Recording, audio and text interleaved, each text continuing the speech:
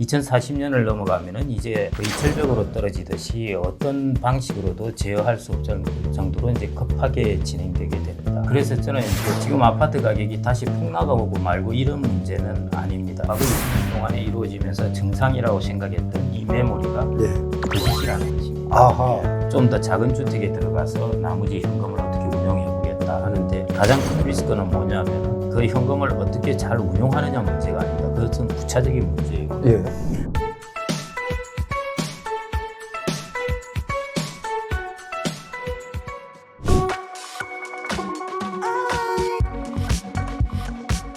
자, 오늘 표용TV에 아주 귀한 분을 모셨습니다. 1999년에 이제 미래에셋으로 옮겼다가 그렇습니다. 보니까 뭐 99년에 대우 사태도 겪으셨고 또 2003년에 여러분 기억하시죠? 카드 대란. 또 2008년 그 서브프라임 사태. 글로벌 금융위기라고 그때 그랬었는데 자, 21년에 유럽 재정위기도 겪으셨고 아주 다양한 걸 겪으셨습니다. 그리고 코로나 팬데믹도 최근에 얼마 전에 또 겪으셨고 그리고 21년에 이제 나오셨어요. 쭉 경제 상황 어려운 거 좋은 걸 다 겪어보셨거든요. 그래서 총망라해서 제가 오늘 여러분께 도움이 되고자 하는 얘기 여러분을 대신해서 질문을 드리도록 하겠습니다. 지금 저희가 조사한 내용을 보면 정말 그 60년대생 은퇴하시는 분들이 상당히 많습니다. 한 860만 거의 900만이 은퇴를 하고 있거든요. 일본처럼 초고령화 사회로 가면서 여러 가지 경제적인 측면으로 보자면 위기가 안 온다는 게 이상할 일이 많지 이제 노인 인구는 늘어나고 젊은 청년들의 일자리는 또 줄어가고 그렇습니다. 앞으로 어떻게 보십니까? 초고령 사회는 이제 우리나라 올해 아니면 내년쯤 들어가게 됩니다. 그게 이제 65세 이상 인구가 20%를 넘게 되는 것이거든요. 근데 여러분들 이제 초고령 사회는 아주 긴 호흡으로 보셔야 됩니다. 여러분들 아마 서울에서 양양까지 가는 고속도로 타보셨으면 아실 텐데요. 불이 언제쯤 끝났나 하는데 터널이 또 계속 이어집니다. 그게 이제 일본 초고령 사회의 특징이라고 볼 수 있는데요. 일본은 지금 초고령 사회를 우리나라보다 한 20년이나 앞서서 이제 진행이 되었음에도 불구하고 아직도 일본이 고령화에서 벗어나려면요. 적어도 20년 이상 좀 시간이 아직도 남아 있습니다. 그러니까 우리나라가 지금부터 이제 초고령 사회에 들어가고 이 고령 사회라는 파고를 벗어나려면은 앞으로 적어도 한 40년은 좋게 걸린다는 소리입니다. 그래서 여러분들 초고령 사회라는 것은 이제 들어갔습니다. 그리고 고령화 그다음에 이것의 부작용은 이제부터 시작될 것이고요. 그게 부동산이라든지 다른 여러 분야에 영향을 미치는 것들이 이제부터 차츰차츰 나타날 것이고 2040년을 넘어가면은 이제 거의 절벽으로 떨어지듯이 어떤 방식으로도 제어할 수 없을 정도로 이제 급하게 진행되게 됩니다. 그래서 앞으로의 사회에서는 새로운 그런 어떤 패러다임이 형성되리라고 보아집니다. 그래서 그런 변화에 대해서 긴 호흡으로 좀 대응을 해야 되지 않을까 그렇게 생각을 하고 있습니다. 이제 그렇다 보니까 정말 많은 분들이 아파트 값이 이렇게 하락했다가 많이 치고 올라와서 이제 치고 온 곳에 조금 반해서 조금 하락했다가 이게 앞으로 더 하락하나 싶었는데 23년 13 대책이 나오면서 다시 반등을 했다가 요즘 다시 저희가 보는 데이터로는 하락 국면에 또 다시 접어들었다라고 생각이 드는데 선생님은 어떻게 보십니까? 저는 데이터를 보시면 아실 겁니다. 아파트 가격 지수가요. 코로나19 때 금리를 이제 급하게 인하하면서 마치 봉우리처럼 점프했다가 다시 이제 원 상태로 돌아간 모습. 그래서 이제부터 이제 문제인데요. 아파트 가격이 고점 대비해서 한 25% 정도 떨어졌는데요. 여러분들 잘 보시면은 서울 시내 각 구별로 아파트 가격 지수가 다 나와 있습니다. 그런데 거의 안 떨어진 구도 있고요. 또 한 25% 평균적으로 떨어진 구도 있습니다. 그러니까 아파트 가격이 상승할 때는 금리 요인으로 다 같이 상승을 했다가 그 다음에 떨어질 때는 차별적으로 지금 떨어진다는 것입니다. 그래서 용산구, 강남구, 서초구, 양천구 이런 곳들이 덜 떨어진 곳에 해당되고요. 도봉구, 노원구 이런 쪽은 좀 많이 떨어진 곳에 해당됩니다. 그러니까 심지어 서울에서조차 이제 가격 차별화 현상이 일어나고 있는 것이고요. 지방과 서울을 비교한다면 이 부분은 이제 더욱더 이제 가격 차별화가 일어날 것이고 그리고 이제 아파트 가격이 금방 이렇게 다시 되치고 올라갈까? 저는 이제 그렇게 보지는 않는데요. 앞으로 이제 경제 모습이 이제 장기 저성장입니다. 이창용 하는 총재께서 이야기는 이미 했었는데요. 그렇게 되면은 이제 아파트 가격 상승률도 장기적으로 봐서는 훨씬 둔화된다는 것이죠. 그래서 저는 이제 지금 아파트 가격이 다시 폭락하고 말고 이런 문제는 아닙니다. 우리나라는 지금 2000년에 우리나라 1인당 GDP가 $10,000였는데요. 지금 한 32,000달러 이 정도 왔다가 환율 때문에 이제 많이는 못 올라갔는데요. 우리나라 소득이 이렇게 많이 증가한 것은 이제 생각지 않고 지금 아파트 가격만 많이 올랐다고 그러는데요. 사실은 소득도 우리나라가 과거 20년 동안 많이 증가했습니다. 그래서 저는 그렇게 이제 버블성으로 이렇게 급락하거나 이럴 거라고는 보아지지 않고요.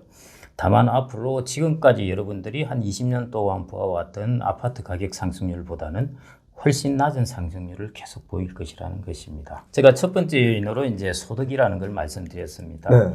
네, 그래 소득만 가지고 비교를 해본 것입니다.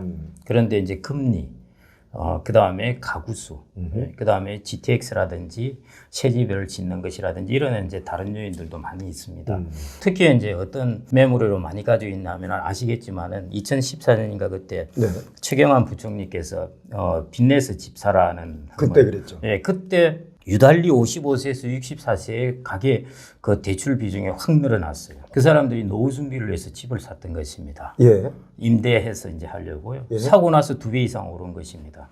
완전히 성공한 거죠. 이 메모리를 갖고 있는 것입니다. 예. 앞으로도 내가 이거 사가지고 노후 준비를 하면은 지금 사고 나서 집값도 또 많이 오르고 내가 여기서 임대료도 많이 받고 그 메모리가 좀 있는 수가 있는데요. 심리학적으로 이런 이야기가 있습니다. 한 20년, 30년의 상황이 계속 지속되면은 다 이게 정상적인 상황이라고 다 받아들인다는 것입니다. 아, 심리적으로. 예. 그러니까 우리나라가 2000년부터 한 20년 넘어 이루어진 이 상황, 금리가 8%에서 1%로 떨어지고 소득이 $10,000에서 $30,000로 오르고 가구 수가 엄청나게 600만 가구 이상 증가하고 사람들은 이 20년 동안의 메모리가 이제 정상이라고 생각하고 있는 것입니다.